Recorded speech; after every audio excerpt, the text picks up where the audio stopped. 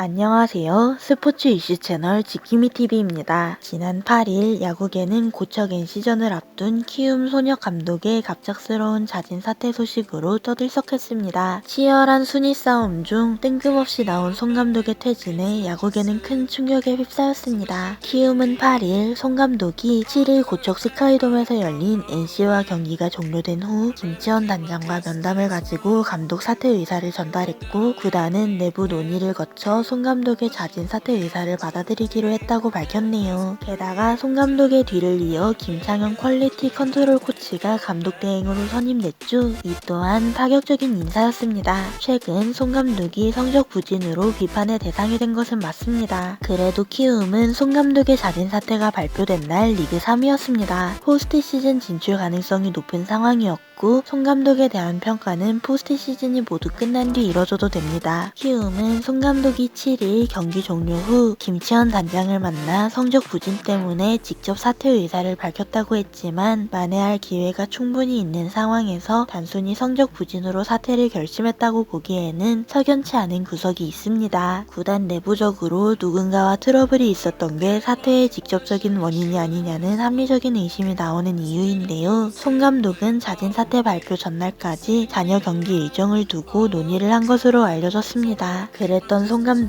갑자기 성적 부진을 이유로 지휘봉을 내려놨다는 사실은 납득하기 힘들죠. 자진 사퇴는 스스로 지휘봉을 내려놓는다는 의미입니다. 임기를 채우지 못하고 스스로 사령탑에서 물러나는 감독에게 구단이 굳이 자녀 연봉을 지급할 의무는 없습니다. 그럼에도 키움은 송 감독에게 자녀 연봉을 지급하겠다고 밝혀 의문을 낳았네요.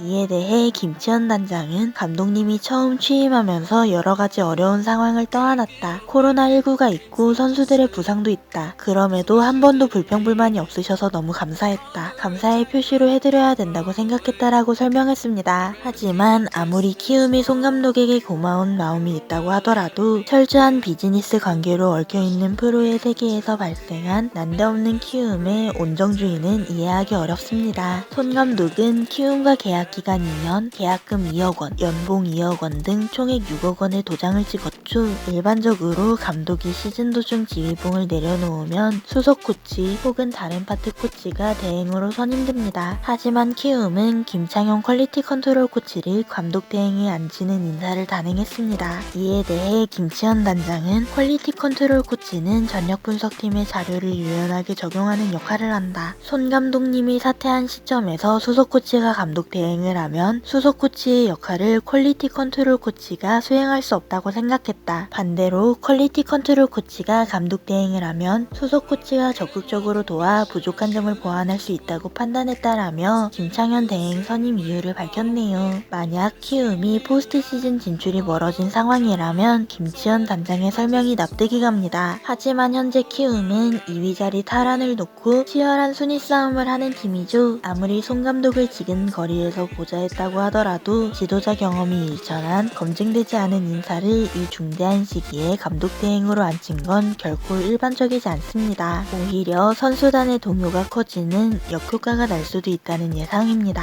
이상으로 영상 마치겠습니다. 댓글은 항상 바로바로 답하며 구독과 좋아요는 큰 힘이 됩니다.